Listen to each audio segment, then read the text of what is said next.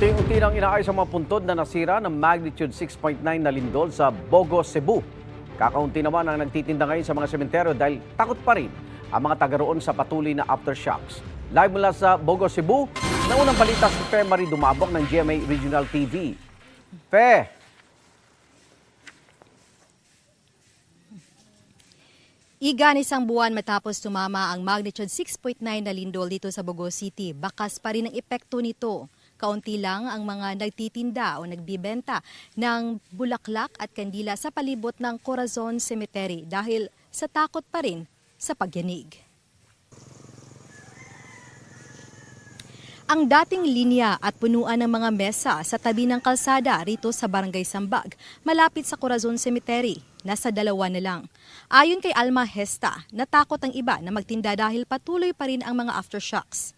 Ang iba naman, wala pa raw kapital para sa mga ibibenta dahil sa tindi ng pinsalang natamo ng kanilang mga bahay.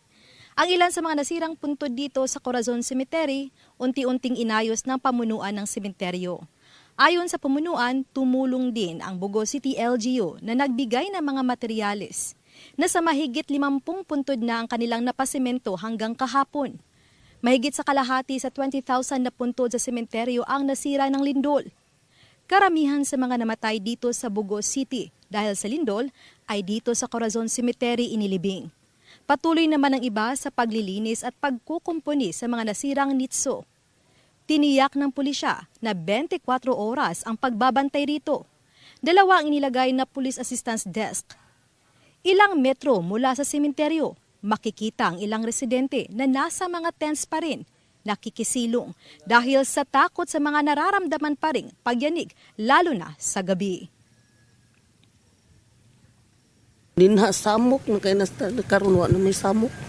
Basig na hadlok sa siguro uban maninda kay maingon na masiguro kansi kami bitaw hadlok mo may mahalinan ba kami ani no na ba kay managkot.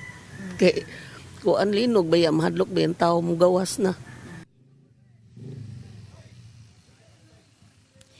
Igan, maaga pa man pero mangilan-ngilan na ang maagang bumibisita rito sa Corazon Cemetery upang ipagpatuloy ang paglilinis at pagkukumpuni ng mga nasirang puntod.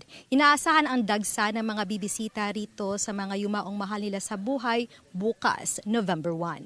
Igan? Maraming salamat, Fe Marie Dumabok ng GMA Regional TV.